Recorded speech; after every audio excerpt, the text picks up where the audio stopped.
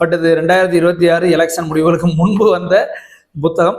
இங்கே சொல்லப்படுற நபர் வேற ஒருத்தர். நீங்க இந்த புத்தகத்தை வாசிங்கன்னா அவ்வளோ பேரை வந்து பேர் சொல்லாம ரொம்ப அழகா நமக்கு வாசிக்கும் போதே தெரியும். எக்கச்சக்கமான கான்ட்ரோவர்சியலான விஷயங்கள்லாம் பயங்கர போல்டா பேசியிருக்காரு. ஒருவேளை யாராவது படிச்சுட்டு கேஸ் போட்டு தானே அப்படி இப்படி எழுதியிருக்கா, இதை இது பண்ணோம் அப்படின்னு கூட போடலாம். ரிப்பன் பில்டிங் இருக்கு, சென்ட்ரல் இருக்கு, பார்த்தா பனிப்பொழிவா இருக்கு. ஸோ அதான் சென்னை வந்து பனிப்பொழிவு, சென்னையில் பனிப்பொழிவுங்கிறதே ஒரு வித்தியாசமான யோசிச்சு பார்க்க, என்னடா அடி வெயில் கொடுத்தது இப்படியா அப்படிங்கிற மாதிரி இருக்கும். வணக்கம். மாறா புன்னகையோடும் தீரா உற்சாகத்தோடும் ஆல்டிஸ் அரட்டையரங்கது உங்களை வரவேற்கிறேன். இன்னைக்கு வீடியோவில் நான் டிஸ்கஸ் பண்ண போகிற ஒரு புத்தகம் கருந்துளை. கரண் கார்கி அவர்கள் எழுதியிருக்காங்க, சீர்வாசகரோட்டம் வெளியிட்டிருக்காங்க. இந்த புத்தகம் பார்த்தோன்னா இந்த சென்னை புத்தகத்தில் 2026 புதிய பதிப்பாக வந்திருக்கு. ஏன்னா இந்த சென்னை புத்தகத்தில் 2026 பார்த்தோன்னா சீர்வாசகரோட்டம், புதுமை பித்தனோட தேர்ந்தெடுத்த கதைகள், ஓநாய்குல சின்னம், நல்ல ஹார்ட் பவுண்டு, வாழ்க்கால் வரை, அது மாதிரி ஒரு மனிதன் ஒரு வீடு உலகம், ஜெயகாந்தனோடதுன்னு நிறைய புக்கு பயங்கர சேல்ஸு. இது மட்டும்தான் புதிய பதிப்பு. அப்போ நம்ம நண்பர்கள், நம்ம சேனலில் நானே ஒரு 50 பேருக்கு மேலே இந்த புத்தகங்களை வாங்கி கொடுத்துருக்கேன். நம்ம சேனலோட கம்யூனிட்டியில் சேர்ந்துங்க நிறையா மக்கள் பதிவு புத்தகங்கள்லாம் அது வழியாக கொடுத்துக்கிட்டு இருக்கோம். அப்போ கருந்துளையை பற்றி மட்டும் என்கிட்ட கேட்குறாங்க, இது எப்படி இருக்கும், நல்லா இருக்குமா, நீங்கள் சொல்லுங்கள் அப்படிங்கிறாங்க. எனக்கா சரி நம்ம வாசிச்சதில் எப்படி இருக்கும். பட் கரண் கார்கியோட கருப்பர் நகரம் நான் முதல்ல சென்னை புத்தக திருவிழா போனப்போ 10 வருடங்கள் 11 வருடங்களுக்கு முன்பு வாசிச்ச ஒரு புத்தகம். அருமையாக இருக்கும். கதைக்களம் சென்னையை மையமாக சொல்லியிருப்பார். அப்படிங்கிறப்ப அவருடைய எழுத்து அந்த சென்னையை மையப்படுத்தி பிரதானமாக இருக்கும், மெட்ராஸை மையப்படுத்தி.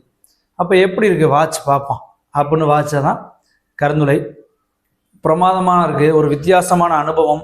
ஏன்னா மெயினாக அந்த கருந்துளை அப்படிங்கிற டைட்டில் கேட்டுகிட்டே நிறைய பேர் என்ன சொன்னாங்கன்னா, கருந்துளைனா பிளாக் ஹோல், அப்போ எதுவும் டைம் ட்ராவலாக இருக்குமோ அப்படின்னா. இது ஒரு டைம் ட்ராவல் தான், ஆனால் சயின்ஸ் ஃபிக்ஷன் கிடையாது, அறிவியல் புனைவு கிடையாது. இது தத்துவமும் வரலாறும் இணைந்த ஒரு அற்புதமான பயணமாக இருக்கும். நாவலோட ஒன்லைன் சொல்லிட்டு இது எப்படியெல்லாம் விரிவடையுது. ஏன்னா இந்த கருந்துளை காலப்பயணமே எப்படி இருக்குன்னா, காலம் அட்வான்ஸாக போகுது, டைம் அட்வான்ஸாக போகுது. அதில் வரக்கூடிய மனிதர்கள் பாஸ்ட் டென்ஸ், ஃப்யூச்சர் டென்ஸில் வந்து அந்த டைம் இருக்குது. வரக்கூடிய மனிதர்கள் இறந்த காலத்துலேருந்து அப்படின்னு ஒரு வித்தியாசமான, கண்டிப்பாக ஒரு புதிய அனுபவத்தை கொடுக்கக்கூடிய புத்தகம். கொஞ்சம் கொஞ்சமாக பார்க்கலாம், ஒவ்வொரு லேயரையும் பார்க்கலாம். இப்போ சிம்பிளாக ஒரு ஒன்லைனில் கதையை சொன்னோம்னா, கல்லூரி மாணவருடைய வாழ்க்கை. சமரன் அப்படிங்கிறவன் தான் கதாநாயகன். அவனுடைய காதலி வந்து வெண்பா அப்படிங்கிற ஒரு பெண் வந்து காதலியாக இருக்கா. போக போக காதல் விரிவடையும், தொடக்கத்தில் அப்படி நட்பு, அப்படி காதல் அப்படியே பூத்து போகும். இப்போ சமரனுடைய மிக நெருங்கிய நண்பன் அப்படின்னு பார்த்தோம்னா சுகு அப்படின்னு ஒரு பையன், அவன் தான் மிக நெருங்கிய நண்பன். இவங்க பார்த்தோம்னா நம்ம தத்துவியல் படிக்கிறாங்க, ஸோ ஃபிலாசபி படிக்கிறாங்க. ஸோ இதன் மூலமாக எழுத்தாளர் என்ன பண்ணிட்டாரு, என்னெல்லாம் தத்துவங்களை அவர் இந்த கதைக்குள்ளே பேச நினைக்கிறாரு, பிரச்சனை இல்லை. இப்போ ஒரு தத்துவார்த்த புத்தகம் எழுதணும் நம்ம கடுப்பாயிரும், ஐயா நமக்கு ஆகாதரா அப்படின்னு. பட் இங்கே என்ன பண்ணிட்டாரு, என்ன இந்த தத்துவம் நான் பேச நினைக்கிறேன். அப்போ அவன் மாணவன் வந்து தத்துவியல் மாணவன். அப்போ அவனுடைய கிளாஸில் ஒரு தத்துவம் நடத்துகிற மாதிரி எடுக்கலாம், ஸ்டூடெண்ட்ஸை டிஸ்கஸ் பண்ணும்போது ஒரு தத்துவத்தை பற்றி பேசுகிற மாதிரி எடுக்கலாம் அப்படின்னு ஏகப்பட்ட தத்துவங்கள், எவ்வளோ தத்துவங்கள். ஆனால் எதுவுமே திணித்த மாதிரி இருக்காது, நல்லா எளிமையாக தான் இருக்கும், அப்படியே இன்ட்ரெஸ்டாக தான் போகும். ஸோ அப்போ அந்த ஒரு பிரில்லியண்ட்டாக எடுத்திருக்காருன்னு சொல்லலாம் கதைக்களத்தை.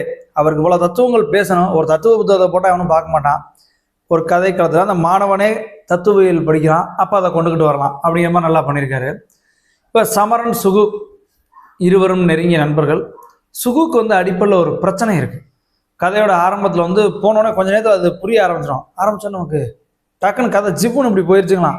ஆகா இது ஒரு புது லேயராக இருக்கே, இதுவரை இப்படி ஒரு லேயர் நம்ம படித்தது இல்லையே அப்படின்ற மாதிரி.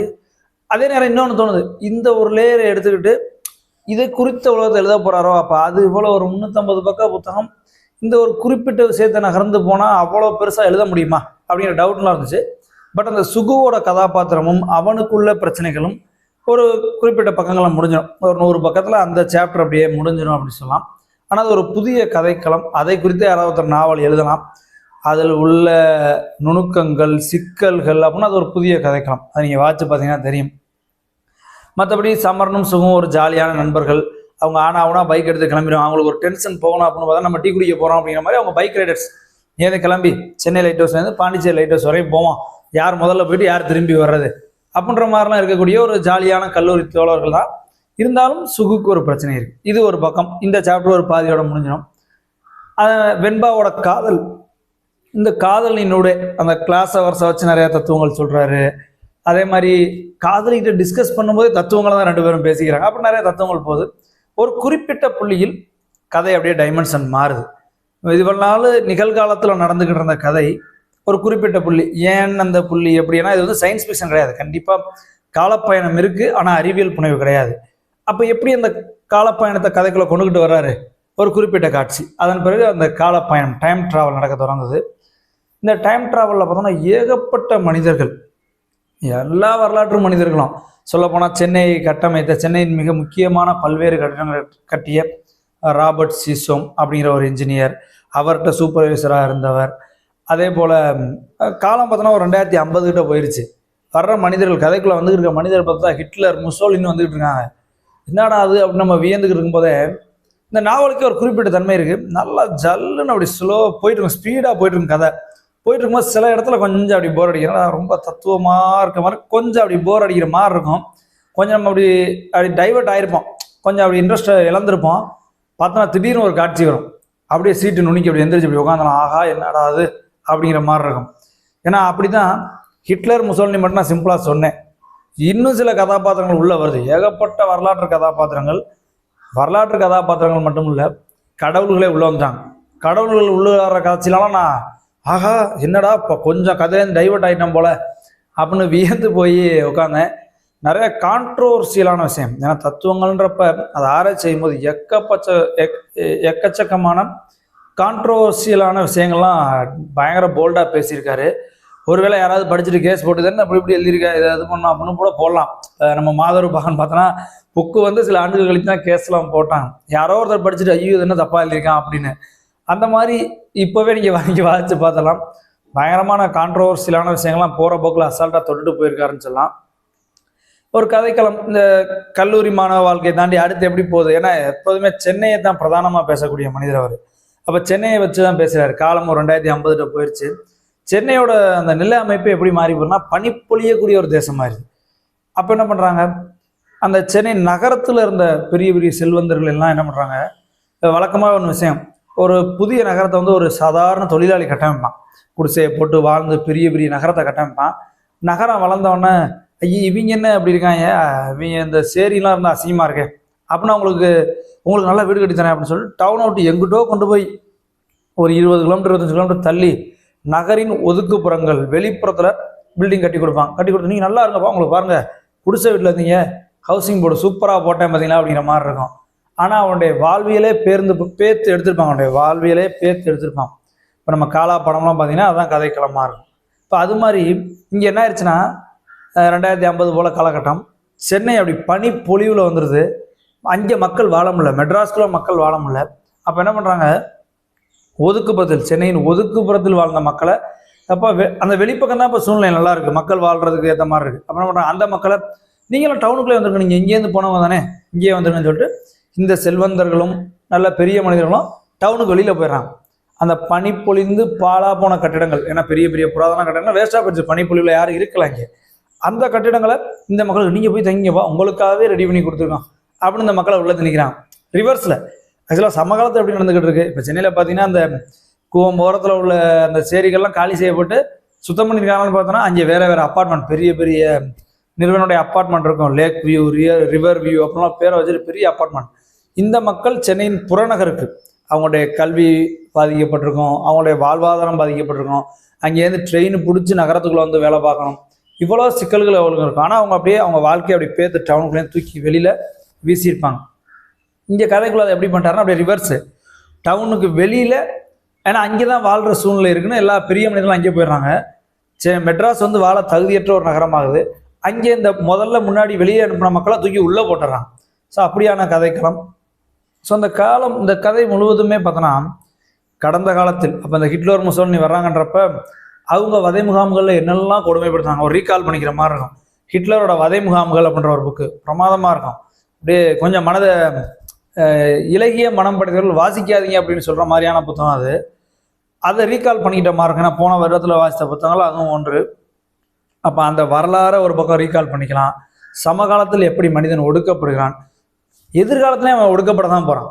ஸோ கடந்த காலம், நிகழ்காலம், எதிர்காலம் எல்லாத்துலேயுமே ஒரு பெரிய மனிதர்கள் அப்படின்னு சொல்லிக்கிறவங்க, சமூகத்தின் உயர்ந்த அடுக்குகளில் உயர்ந்த அந்தஸ்துல இருக்கவங்க ஒரு சாமானியனை ஏமாத்திட்டு தான் இருக்கான். அவனுக்கு தேவையானது தேவையற்ற சக்கையை தான் அந்த மனிதனுக்கு கொடுக்குறான்.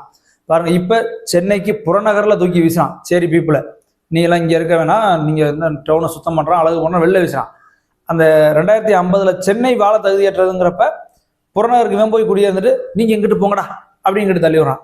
ஸோ நான் ஒரு ஜென்ரலான அவுட்லைன் தான் இந்த கதையை பத்தி சொல்றேன். கதைக்குள்ள ஏகப்பட்ட நுணுக்கங்கள், லேயர்கள், பகடி, சட்டையர் அப்படிங்கிற கேரக்டர்ல, அப்படிங்கிற தன்மையில அப்படி நிறையா இருக்கு. ஒரு சில பக்கங்களை மட்டும் நான் வாசிச்சு காட்டுறேன். ஏன்னா எந்த அளவுக்கெல்லாம் வரலாற்று தகவல்கள், அரசியல் பகடி எல்லாமே இருக்குங்கிறதுக்கு ஒரு 4 இடங்களை மட்டும் நான் வாசிச்சு காட்டுறேன். ரொம்ப பிரமாதம். நான் அவ்வளோ பேஜஸ் குறித்து வச்சிருக்கேன். இங்கே பாருங்க, வரலாற்று தகவல் பார்த்தோன்னா சென்னை வந்து நம்ம மதராசப்பட்டினம் அப்படின்னு சொல்லுவோம். அதுக்கே இன்னொரு பேர் கல்வெட்டுலேருந்து எடுத்து சொல்லியிருக்காரு. எப்படி இருந்திருக்கு அப்படின்னு பார்த்தோன்னா, மாதிரையன் பட்டணம், மாதிரையன் பட்டணம் மாதரசன் பட்டணமாகி ஐரோப்பியர்களால் மதராச பட்டணமாகியது. ஸோ ஒரு வரலாற்று தகவல். அதே மாதிரி இன்னொரு வரலாற்று தகவல், சால்ட்டு கொட்டா அப்படின்னு நம்ம சினிமா பாடல்கள் எல்லாம் கேள்விப்பட்டோம். சால்ட்டு கொட்டான்னு வருது அப்படின்னு அதை பற்றி போட்டிருக்காரு. சால்ட் கோடர்ஸ் தெற்கு ரயில்வேக்கு சொந்தமான சரக்கு கிடங்கு, வருங்காலத்தில் சென்னை சென்ட்ரல் ரயில் நிலையத்தின் விரிவாக்கமாக மாறலாம். 2000ஆவது ஆண்டு வரை மெட்ராஸ் உழைப்பாளிகளுக்கு வாழ்வளித்த இடம் அந்த சால்ட்டு கோட்டாங்கிற பகுதியை பற்றி சொல்றாரு. அதே போல் அரசியல் பகுதி பாருங்க, சினிமா புரட்சியை சமூக புரட்சி என்று எல்லோரும் நம்புகிறார்கள், அதனால் நானும் நம்பினேன். செக்க சிவந்த மினுமினுப்பானவர்கள் பொய் பேச மாட்டார்கள், திருட மாட்டார்கள் என்று நம்ப வைக்கப்பட்ட ஊர் இது. ஸோ இந்த வரியை படிக்கும்போது உங்களுக்கு யார் நினைவுக்கு வந்தது தெரியல, சினிமா புரட்சி சமூக புரட்சி என்றுன்னு. பட் இது 2026 எலெக்ஷன் முடிவுகளுக்கு முன்பு வந்த புத்தகம். இங்கே சொல்லப்படுற நபர் வேற ஒருத்தர். நீங்க இந்த புத்தகத்தை வாசிங்கன்னா அவ்வளோ பேரை வந்து பேர் சொல்லாம ரொம்ப அழகா நமக்கு வாசிக்கும் போதே தெரியும். இங்கே பாருங்க, அடுத்த ஒரு காட்சி ரொம்ப பிரமாதமா.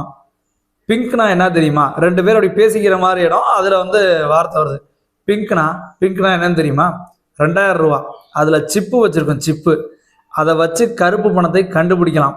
எப்படி கலாய்ச்சிருக்காரு பாருங்க. 2000 நோட்டே காணும். வந்த புதுசுல என்னென்னமோ சொல்லி அதை நம்ம கையில திணிச்சாங்க. 2000 நோட்டே காணும். ஸோ அதில் சிப்பு வச்சிருக்கோம், அதை வச்சு கருப்பு பணத்தை கண்டுபிடிக்கலாம். இது ஆளுங்கட்சி ஆள்கள் படிச்சாங்கன்னா புக்கை பேன் பண்ணி கேட்கலாம். ஸோ இந்த அட்டை படமே பாருங்க.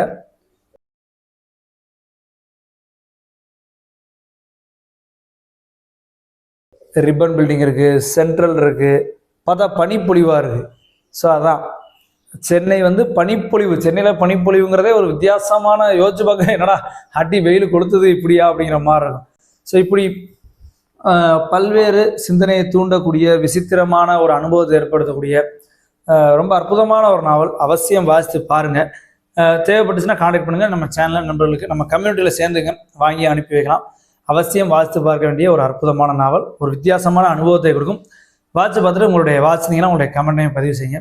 மறுபடியும் இன்னும் ஒரு வீடியோவில் இன்னும் நிறையா புத்தகங்களை பற்றியும் புத்தக திருவிழாக்கள் குறித்த தகவலோடையும் சந்திக்கிறேன். தொடர்ந்து வாசிப்போம். நன்றி.